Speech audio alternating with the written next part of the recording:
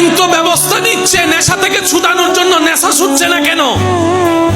মনে রাখবেন এই কথা, পৃথিবীর কেউ কাউকে পরিবর্তন করতে পারবে না, হাজার আইন বানাক।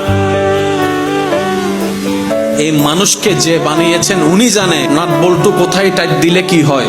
আল্লাহর দেওয়া বিধান ছাড়া কখনো কোনো মানুষকে আপনি কন্ট্রোল করতে পারবেন না। ঠিক? আরো জোরে বলেন। সেজন্য উনি ইসলাম দিয়েছেন।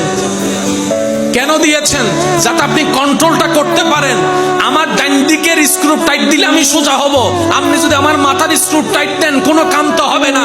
আমাকে এই ওষুধ দিলে আমি ভালো হব, আপনি অন্য ওষুধ দিলে তো ভালো হবে না। তো জানেন কে?